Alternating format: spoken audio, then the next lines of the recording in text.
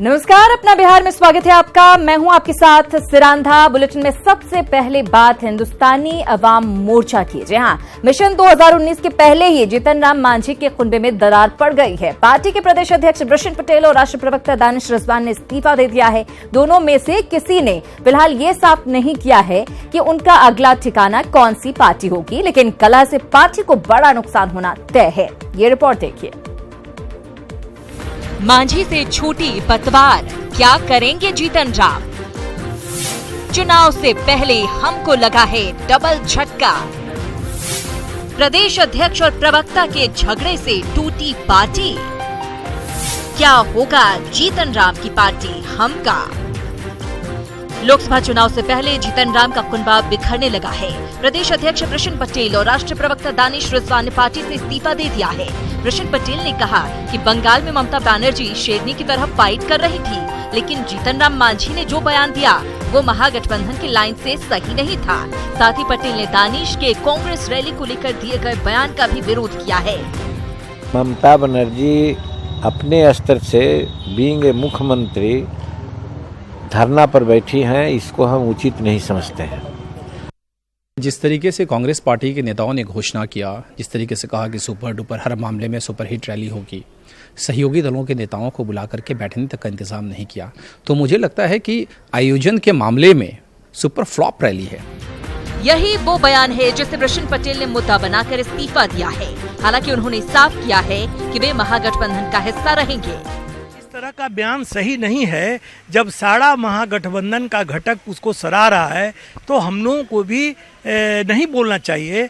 ये कहिए कि बड़बोलापन है कि पार्टी का लाइन कुछ और है, राष्ट्रीय अध्यक्ष कुछ और बोल रहे हैं और हम कुछ और बोल रहे हैं। ऐसे पार्टी नहीं चलती है। हिंदुस्तानी अवाम मोर्चा के राष्ट्रीय प्रवक्ता दानिश रिजवान ने भी पार्टी से इस्तीफा दे दिया है। इससे पहले भी इस्तीफा दिया था, लेकिन मांझी के मनाने के बाद वो मान गए थे। लेकिन इस बार खबर ये है कि वो जल्द ही किसी और पार्टी में जा सकते हैं। ये हाथी हुए हैं, हाथी होते तो 30,000 से चुनाव हार जाते क्या? दिक्कत नहीं है। ऐसे लोग अगर हिंदुस्तानी अवाम मोर्चा को छोड़कर जा रहे हैं, ये छोड़कर नहीं जा रहे हैं। इनका सीट था कि हम मुंगेर से चुनाव लड़ेंगे। अब इनको लग रहा है कि मुंगेर से एक बड़ा हाथी आ गया है चुनाव लड़ने के लिए। अनंत सिंह सरीखे नेता चुनाव लड़ने आ गए हैं, तो हाथी को देखकर तो अच्छे अच्छे कुत्ते भाग जाते हैं, तो ये भी हाथी को देखकर भाग रहे हैं। लोकसभा चुनाव से पहले जो परिस्थितियां बन रही हैं, वो बड़े उलटफेर की ओर इशारा कर रही हैं। अब देखना है कि ताजा घटनाक्रम के बाद मांझी का स्टेप क्या होता है। न्यूज़ 18 के लिए पटना से ब्रिज मोहन के साथ रवि एस नारायण की रिपोर्ट। तो लोकसभा चुनाव में अब ज्यादा वक्त नहीं है, उससे पहले ही हम का कुनबा बिखरता हुआ नजर आ रहा है। वहीं दूसरी तरफ सीट शेयरिंग पर बात फाइनल नहीं हुई है, लेकिन अब बयान आने शुरू हो गए हैं। आरजेडी के प्रदेश अध्यक्ष रामचंद्र पूर्वे ने लोकसभा चुनाव में सीट शेयरिंग पर बड़ा बयान दिया है। पूर्वे के मुताबिक आरजेडी का जनाधार ज्यादा है, इसलिए पार्टी 20 से 22 सीटों पर लोकसभा चुनाव लड़ेगी। पूर्वे ने शिवहर में एक कार्यक्रम में ये बात कही है। तो ये बड़ी खबर आपको दे रहे हैं। हम आपको बता दे जाएं, एक तरफ महागठबंधन के तमाम दलों की तरफ से ये कहा जाता है कि हम मिल बैठकर तय कर लेंगे, कोई विवाद नहीं होगा। रामचंद्र पूर्वे का बड़ा बयान काफी मायने रखता है। ऐसे में 20 से 22 लोकसभा सीटों पर दावेदारी उन्होंने जताती है। राष्ट्रीय जनता दल चूंकि सबसे बड़ा जनाधार का पार्टी है, कम से कम मिनिमम 20-22 जगहों पर राष्ट्रीय जनता दल का उम्मीदवार होगा और हमारे सभी शीर्ष नेता लगे हुए हैं गठबंधन के दलों में सीट शेयरिंग को लेकर करके। और बात तेजस्वी की आरक्षण यात्रा की। तेजस्वी यादव एक बार फिर से यात्रा पर निकल रहे हैं। इस बार इनकी यात्रा का विषय है आरक्षण बढ़ाओ, बेरोजगारी हटाओ। तो वहीं तेज प्रताप यादव पहले से ही बदलाव यात्रा कर रहे हैं। जाहिर तौर पर दोनों भाइयों के बीच यात्राओं के अलगाव ने सत्ताधारी नेताओं को हमला बोलने का मौका दे दिया है। तेजस्वी की आरक्षण बचाओ बेरोजगारी हटाओ यात्रा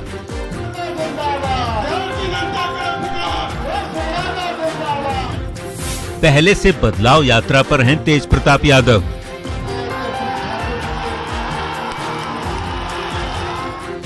दोनों भाइयों की अलग यात्रा पर एनडीए का तंज। निश्चित तौर पर देखिए, यात्रा ढोंग यात्रा। स्विमिंग पूल में नहाना मंजूर था, लेकिन उसमें युवाओं की चिंता नहीं थी। ये दोनों भाई का आपस का लड़ाई है और आज चुनाव आया है तो आरक्षण और रोजगार। तेजस्वी यादव गुरुवार से एक और यात्रा पर निकल रहे हैं। यात्रा का नाम है आरक्षण बढ़ाओ, बेरोजगारी हटाओ। दरभंगा से शुरू हो रही यात्रा के पीछे तर्क ये दिया जा रहा है कि बिहार में रोजगार नाम की कोई चीज नहीं है और पिछड़ी जातियों के लिए आरक्षण का दायरा बढ़ाने की दरकार है। हम लोगों को लगता है कि लोगों को रोजगार मिलना चाहिए। हमारे बिहार के लोग सबसे ज़्यादा जो है, जैसा राहुल जी ने कहा कि बिहार जो है एक सेंटर बन गया है बेरोजगारी का, और जिस प्रकार से हमारी जितनी संख्या है जिन जिन जातियों की, उसके आधार पे उन सभी लोगों को आरक्षण मिलना चाहिए। वैसे तेजस्वी के बड़े भाई तेज प्रताप यादव पहले ही बदलाव यात्रा पर हैं। दोनों भाइयों की अलग अलग यात्रा को लेकर तंज एनडीए की ओर से किया जा रहा है। जेडीयू कह रही है कि लालू फैमिली में महाभारत जारी है, जिसका असर दोनों भाइयों की यात्रा पर भी दिख रहा है। इनको बताना चाहिए कि 29 साल की उम्र में हमने कितना अपार संपत्ति अर्जित कर लिया। युवाओं को जरूर बताना चाहिए। तेजस्वी यादव जी अलग यात्रा पर जा रहे हैं, तेज प्रताप जी अलग यात्रा पर जा रहे हैं, तो ये कहीं ना कहीं ये दर्शाता है कि घर में महाभारत छिड़ा हुआ। जबकि बीजेपी कह रही है कि जब आरजेडी सत्ता में होती है तब पार्टी नेताओं को युवाओं की याद नहीं आती, आरक्षण की बात को भी भूल जाते हैं। लेकिन चुनावी मौसम में विपक्ष सियासत चमकाने के सिवा कुछ नहीं कर रहा। 15 साल तो आपको मौका मिला था, कहाँ आपने उसमें शिक्षा पर ध्यान दिया, रोजगार पर ध्यान दिया। और सबसे बड़ी बात है, जब 2 साल इधर आप तेजस्वी यादव सरकार में मंत्री थे, उस समय तो आप मॉल खोल रहे थे अपने लिए, उस समय तो युवाओं की चिंता नहीं कर रहे थे। बता दें कि लालू प्रसाद ने कुछ दिनों पहले तेजस्वी और तेज प्रताप के बीच की खाई को पाटने की पुरजोर कोशिश की थी। दोनों भाई कर्पूरी जयंती के मौके पर एक मंच पर आए भी थे। एकजुटता दिखाने की भरपूर कोशिश की गई थी, लेकिन दोनों भाइयों के बीच कड़वाहट दूर होती दिख नहीं रही, क्योंकि अलग अलग यात्रा कर तेजस्वी और तेज प्रताप आरजेडी की बजाय अपनी अपनी ताकत दिखाने की ही कोशिश कर रहे हैं। अमित कुमार, न्यूज़ 18, पटना। इधर पूर्व केंद्रीय मंत्री और राष्ट्रीय लोक समता पार्टी के राष्ट्रीय अध्यक्ष उपेंद्र कुशवाहा ने बिहार सरकार पर गंभीर आरोप लगाया है। कुशवाहा ने कहा कि 2 फरवरी को मार्च के दौरान उनकी हत्या की साजिश थी और इसी मकसद से लाठीचार्ज किया गया था। कुशवाहा ने इस मामले की जांच हाईकोर्ट के सिटिंग जज से कराने की मांग की है। देव बाबू को जैसे हटाया गया था रास्ते से, उसी रास्ते से उपेंद्र कुशवाहा को भी हटा दो। मैं पूरी जिम्मेवारी के साथ यह स्टेटमेंट दे रहा हूं। मेरा सीधा आरोप है मुख्यमंत्री श्री नीतीश कुमार जी के ऊपर। सिटिंग जज के कन्वीनरशिप में एक इंक्वायरी कमीशन बनाइए और जो उस दिन घटना घटी और जो मेरा आरोप है, तमाम बातों की जांच ईमानदारी पूर्वक हो जाए। और अब बात मुजफ्फरपुर में करोड़ों के गोल्ड लूट की। मुथूट फाइनेंस कंपनी में दिन दहाड़े अपराधियों ने धावा बोला और 5 बैग सोना समेत 2 लाख कैश लूट कर फरार हो गए।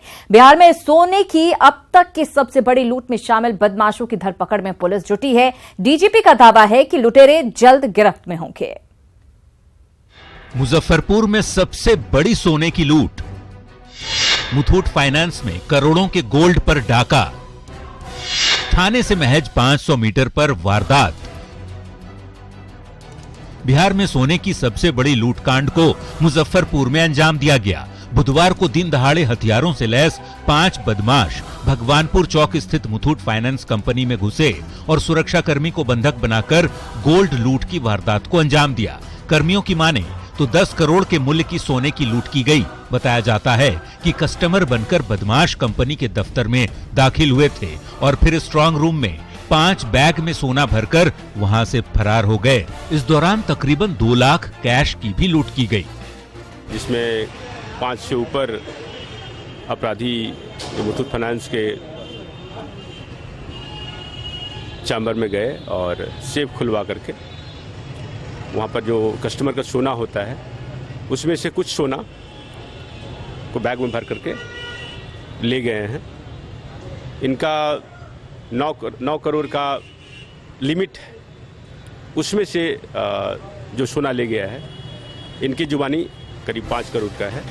ताज्जुब की बात ये कि पुलिस थाने से महज 500 मीटर की दूरी पर लूट की इस बड़ी वारदात को अंजाम दिया गया। अपराधियों के हमले में जख्मी मैनेजर की माने तो ग्राहकों को दिए लोन के एवज में बतौर जमानत लिए गए गोल्ड को अपराधियों ने लूट लिया। ये खबर आग की तरह फैली तो पुलिस की नींद भी उड़ गई। हालांकि सीसीटीवी फुटेज के आधार पर अपराधियों की तलाश में पुलिस जुटी है। पिस्टल से मारा, उसके बाद एक आदमी चाबी अंदर चला गया तो उसके बाद सब एंटर हो गया। सर कितना रुपया लिया होगा लगभग? रुपया का करोड़ में होगा, 10 करोड़ से ऊपर का होगा गोल्ड। यहाँ पे सेफ में जो सोना जमा होता है उसको लूटा है इन लोगों ने। अभी हम लोग मामले की छानबीन कर रहे हैं, सीसीटीवी फुटेज को खंगाला जा रहा है और पूरे एरिया की नाकेबंदी की गई है। वहीं इस हाई प्रोफाइल गोल्ड लूट की जानकारी मिलते ही डीजीपी ने दावा किया कि लुटेरे जल्द गिरफ्त में होंगे। इसके गिरोह का सरगना जो है अभी वो जयपुर जेल में है और जयपुर जेल में रहते हुए ये क्राइम करवाता है। सारे एंगल्स पर हम लोग देख रहे हैं। मैंने एडीजी सीआईडी से बात भी है, उन्होंने इस तरह के कई केसेज के इन्वेस्टिगेशन में सहयोग किया है और उन्होंने दावा किया है कि ये केस डिटेक्ट हो जाएगा। पुलिस के लिए ये घटना बड़ी चुनौती है, हर एंगल को खंगाला जा रहा है।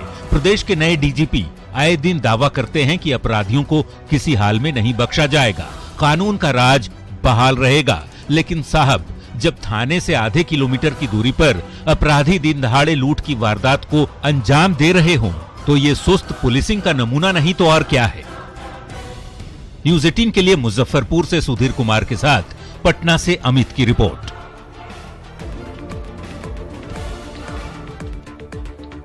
ये संभवतः बिहार में सबसे बड़ी सोने की लूट है और हम आपको बता दें, पुलिस दावा कर रही है कि जल्द से जल्द अपराधी गिरफ्त में होंगे। देखना होगा कब तक अपराधी को पुलिस पकड़ पाती है। बहरहाल अगली खबर की बात करें, मुंगेर से खबर, जहां 3 दिन से लापता एक ही गांव के 2 बच्चियों का अब तक कोई सुराग नहीं मिला है। किसी अनहोनी की आशंका से पूरा परिवार दहशत में है। 4 फरवरी को दोनों बच्चे बरियारपुर बस्ती से गोलगप्पे खाने निकले थे, जिसके बाद वापस नहीं लौटे। पुलिस अब सीसीटीवी फुटेज के आधार पर मामले की छानबीन में जुटी हुई है। बरियारपुर थाना में उनके परिजन आए कि दिनांक 4 तारीख से कल के बीते कल दिन से संध्या से बच्चे गोलगप्पे खाने के नाम पर 2 बच्चे घर से निकले थे, करण और अनुराग, जो घर पर नहीं लौटे। इस संबंध में कल प्राथमिकी दर्ज कर आगे अनुसंधान किया जा रहा है और सीसीटीवी फुटेज भी चेक किया गया है। उधर बेगूसराय में एक बार फिर महादलितों ने किसानों से मारपीट की, जिसमें 2 किसान गंभीर रूप से जख्मी हो गए। घटना नीमा चांदपुरा थाना क्षेत्र के बंदवार की है। महादलितों ने 50 एकड़ जमीन पर कब्जा कर झोपड़ियां खड़ी कर दी थी। मंगलवार को प्रशासन ने काफी मशक्कत के बाद जमीन को अतिक्रमण मुक्त कराया। आज सुबह जब किसान पटवन करने और अपनी फसल को निकालने के लिए उस जगह पर पहुंचे तो अतिक्रमणकारियों ने उन पर हमला बोल दिया। इस दौरान फायरिंग भी की गई है। तो मैं आपको बता दें, बेगूसराय में लगातार ये विवाद चल रहा है। पुलिस दावा जरूर कर रही थी कि अब दोबारा यहां पर नहीं लौटेंगे महादलित, लेकिन एक बार फिर से वो आए हैं और बवाल हुआ है।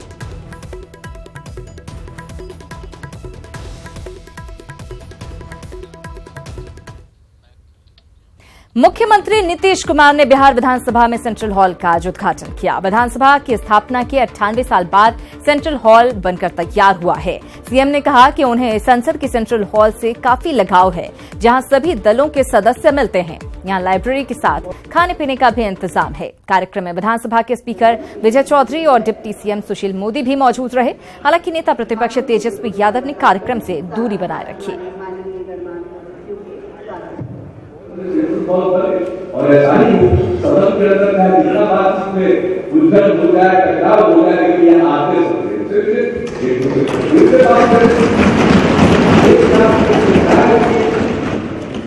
समोसा खाए और एक इच्छा है कि यहाँ इडली जरूर उसका भी विचार होगा और खिचड़ी होगा तो वो यहाँ पर जरूर बने। ये सब बात हुआ है लेबर डिपार्टमेंट का जो ये सिस्टम है उसी के द्वारा किया जाता है, किया जा रहा है जो और कोई चीज आप बनाते हैं बनाएंगे तो यहाँ पर इतना प्रेम से लोग बैठेंगे खाएंगे। तो जब ये बात होगी तो सेंट्रल हॉल के स्ट्रक्चर होगी, लेकिन अंदर कैसा हो तो हमने बहुत ईमान बात को कहा कि देखिए हम जितना आपको समझाएंगे आप नहीं समझ पाएंगे, लेकिन आप लोग जाइए और वहां पार्लियामेंट के सेंट्रल हॉल को देखिए कि किस ढंग का वहां फर्नीचर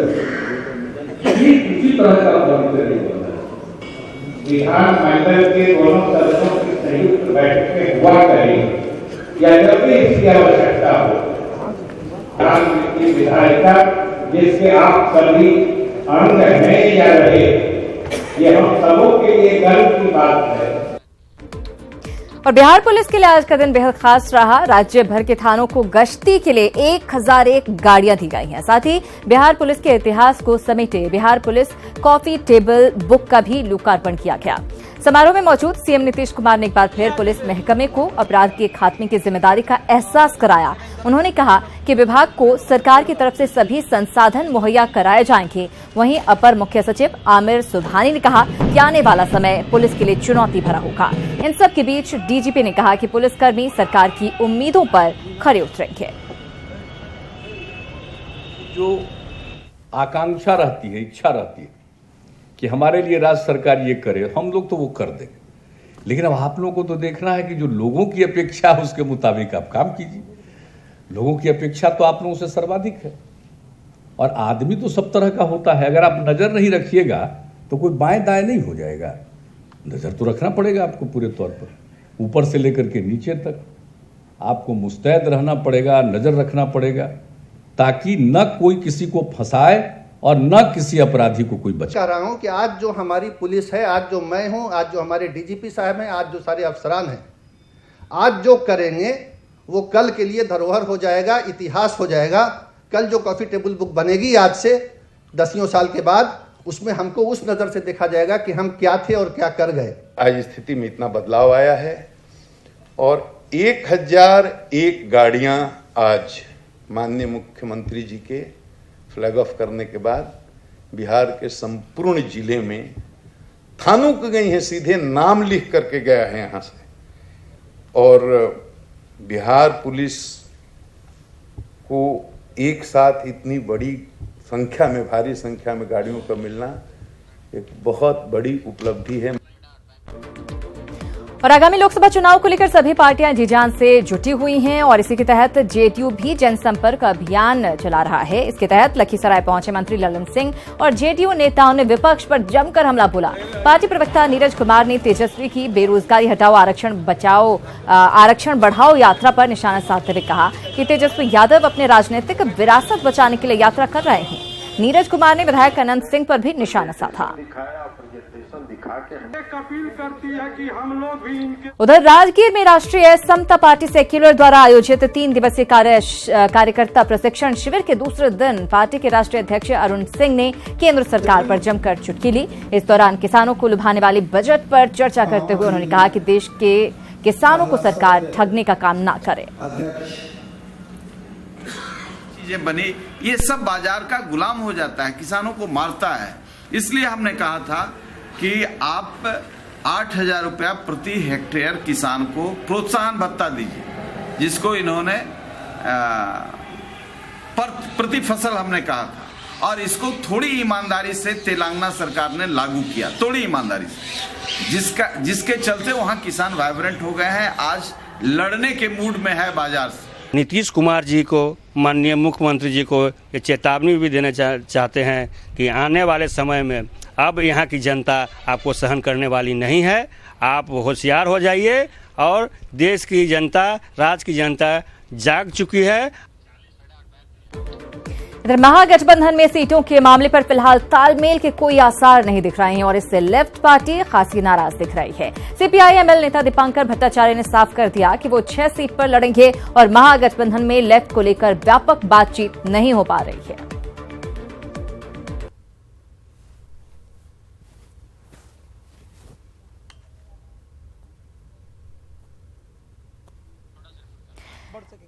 तो हम आपको बता दें कि सीट शेयरिंग को लेकर अभी तक कुछ डिसीजन नहीं लिया जा सका है महागठबंधन के तमाम दलों में, और इन सब के बीच में बयानों का दौर भी जारी है। रामचंद्र पूर्वे ने भी अभी एक बयान दिया है कि 20 से 22 सीटों पर चुनाव लड़ेंगे। वहीं अब दीपांकर भट्टाचार्य का यह कहना है कि 6 सीटों पर वो चुनाव लड़ेंगे।